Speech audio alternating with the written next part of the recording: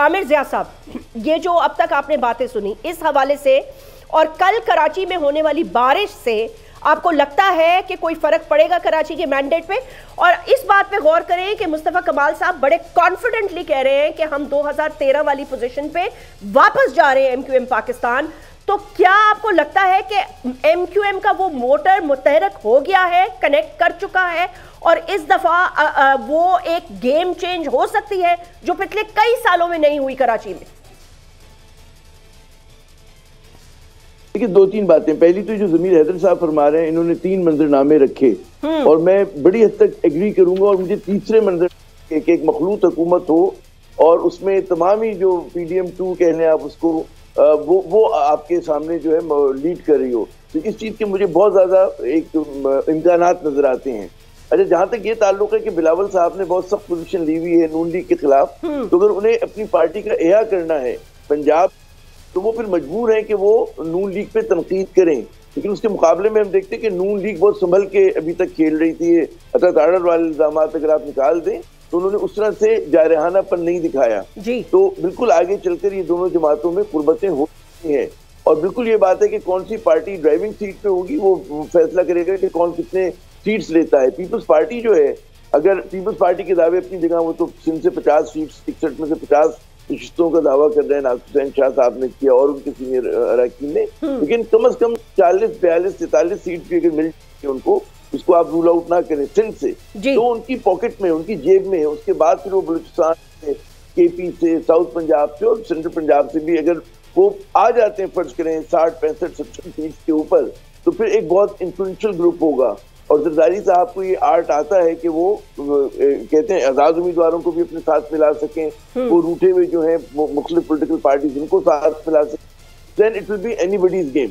तो ये बात है। और उसमें फिर ये जो ख्वाब है कि नवाज शरीफ साहब 4थी मरतबा वज़ीर आज़म बने, तो एक बिलावल ने जो सस्टेन पोजीशन ली है कि अगर नून लीग आती है, कहते हैं कोई और आ जाए, कोई और नौजवान आ जाए, तो फिर देखिए वो नौजवान कौन होता है, वो बरादर खुद होते हैं, कोई और होता है, तो एक दिलचस्प सूरत हाल होगी। हो सकता है कि मान लें नवाज शरीफ पर मान लें, लेकिन एक दिलचस्प सूरत हाल, अच्छा गिव एंड टेक हो रहा होगा। एक बात।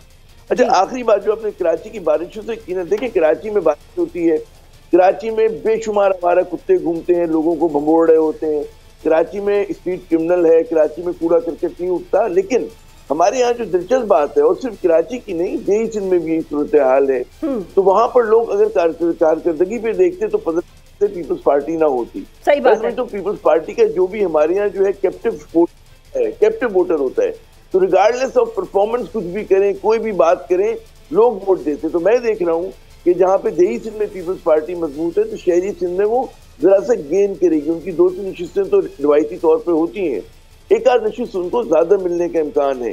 जहाँ तक एमक्यूएम का ताल्लुक है, आखिरी जुमला मुझे पता है नसरुल्लाह साहब का एक्सपर्ट ओपिनियन मैंने भी सुना है, नहीं, कोई बात नहीं, वो ये है कि एमक्यूएम जो है वो यकीनन गेन करना है, एमक्यूएम को गेन करना है। और जाहिर है कि 2018 वाला पोजीशन से ज्यादा बेहतर होंगे। अब इनकी सीट नंबरिंग कहाँ पे जाके रुकती है?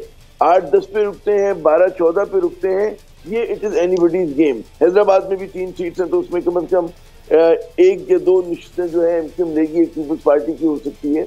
तो उसमें आप फिर एमक्यूएम समवेयर बिटवीन 12 से 16 के दरमियान कहीं पे झूल रही होगी, अगर बहुत ही कंजर्वेटिव करें। अब एक आध सीट पे होगा कि GDA कितनी लेती है, नून लीग क्या कोई सीट लेती है नहीं लेती है, प्रोविंस में ले हो सकता है, NA में ना ले पा रही हो, तो बड़ा मतलब है। लेकिन प्रेडिक्टेबल जो है वो होंगे, रिजल्ट होंगे, कोई उसमें आपको चिंबे की बात नजर नहीं आएगी।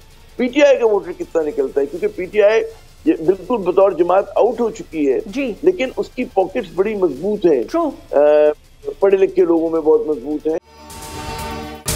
अगर ये वीडियो आपको पसंद आई है तो इस चैनल को सब्सक्राइब करें और बेल आइकन को क्लिक करें।